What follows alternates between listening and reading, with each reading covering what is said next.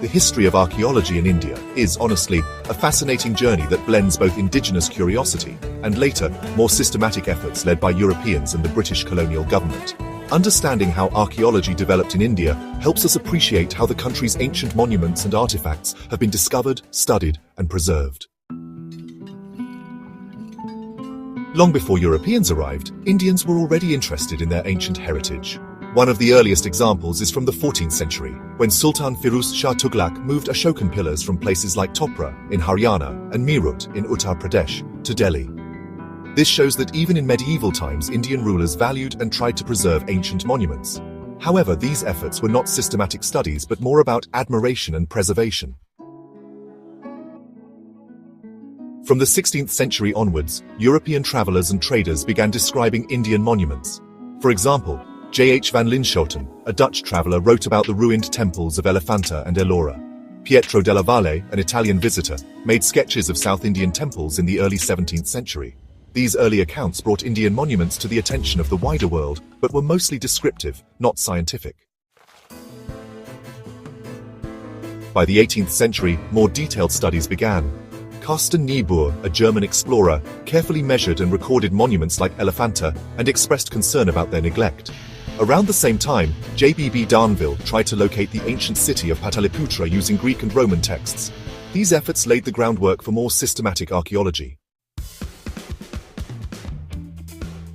A major turning point came with the founding of the Asiatic Society of Bengal in 1784 by William Jones. This institution honestly became the center for historical and archaeological studies in India. William Jones made an important link between Chandragupta Maurya, an Indian king, and Sandrakotos, who is mentioned in Greek texts, and he identified Pataliputra as the ancient city of Pataliputra. This really helped connect Indian history with Greek and Roman records. Another key figure was James Prinsep, who in the 1830s deciphered the Brahmi and Kharosthi scripts. This breakthrough, you see, allowed historians to read ancient inscriptions, especially those of Emperor Ashoka, and to establish a reliable timeline for Indian history. Prinsep's work also helped identify coins from Indo-Greek rulers, further anchoring historical events. British officials and scholars began to travel and record India's ancient sites more systematically. Francis Buchanan surveyed Mysore and Bengal, documenting monuments and inscriptions. Colin Mackenzie catalogued South Indian antiquities, while Alexander Burns and Charles Masson explored Buddhist sites in the northwest. James Fergusson, who was a Scottish historian, classified Indian architecture by religion, and Markham Kitto excavated Buddhist sculptures near Gaya. These efforts were important because they began to organize and classify India's vast heritage.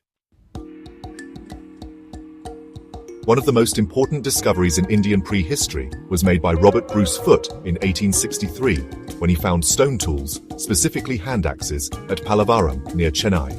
This showed that humans had lived in India since ancient times, pushing back the timeline of Indian civilization to at least 7000 BCE, as later excavations at sites like Mehrgarh and Balathal revealed. The most significant institutional development was the creation of the Archaeological Survey of India, or ASI, in 1861 by Lord Canning, the then Viceroy. The ASI was tasked with the study, documentation and preservation of India's ancient monuments and artifacts. Professor S. Sankalia, who was a leading Indian archaeologist, later divided the history of the ASI into 4 periods. So, when we look at the history of the Archaeological Survey of India, or ASI, it's usually divided into 4 main periods. The first period runs from 1861 to 1902. The second period covers 1902 to 1944. Then we've got the third period, from 1944 to 1960. And finally, the fourth period stretches from 1960 right up to the present day. Now, the first period is often referred to as the Cunningham Era, which spanned from 1861 to 1902. This era is considered the foundation of Indian archaeology. Alexander Cunningham is often called the father of Indian archaeology. He actually became the very first Director General of the ASI, and, he really shaped those early years of archaeological research in India. Inspired by travel accounts of Chinese pilgrims like Fa Hien and Huan Sang, Cunningham set out to find Buddhist sites and ancient cities mentioned in old texts. He traveled all across India, using whatever means he could, on foot, by elephant, horse, and even bullock cart. One of Cunningham's most important contributions was the documentation of Ashokan inscriptions.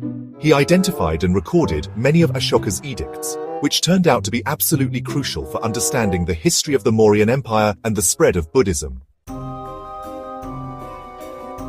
So he surveyed and excavated some really important Buddhist sites, like Sanchi, Sarnath, and Barhut. These discoveries, revealed just how rich Buddhist art and architecture truly are. His surveys actually covered a really vast region, stretching all the way from Gaya in Bihar to Sindh in the west, and from Khalsi in the north down to the Narmada Valley in central India. Cunningham also worked closely with other scholars, like James Burgess and J.F. Fleet, to publish inscriptions and coins. This collaboration was, honestly, crucial in building a reliable chronology of Indian history.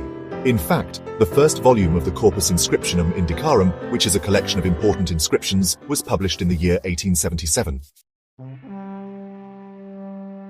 The early years of the Archaeological Survey of India were, honestly, not easy at all. The department was actually abolished in 1866 due to a lack of funds, but was revived in 1871 after strong support from officials like E.C. Bailey. Conservation of monuments was often left to local governments, and there was a constant struggle for resources and trained staff. Despite these challenges, Cunningham's insistence on systematic documentation and, training Indian assistants really created a lasting foundation for archaeology in India. He also wrote important books, such as Ancient Geography of India and the Stupa of Barhut, which became standard references. After Cunningham retired in 1885, James Burgess took over and focused more on architectural surveys in western and southern India. He and his assistant Alexander Cunningham documented monuments in places like Gujarat, the Deccan, and South India. Important publications like Indian Antiquary and Epigraphia Indica were started during this time. Burgess also banned unauthorized excavations, insisting that only experts should conduct such work. By the late 19th century, the ASI faced problems of leadership and funding. Lord Curzon, the Viceroy, revived the department and introduced reforms, including the appointment of John Marshall as Director General in 1902 and the passing of the Ancient Monuments Preservation Act in 1904. This marked the beginning of a new era of scientific excavations. The early history of archaeology in India, especially during the Cunningham era, established archaeology as a government responsibility. Cunningham's fieldwork, publications, and training of Indian assistants created a strong foundation for the discipline. His legacy continues in the work of the ASI, which remains central to the study and preservation of India's ancient heritage. The efforts of these early pioneers set the stage for the modernization and professionalization of archaeology in India in the 20th century and beyond.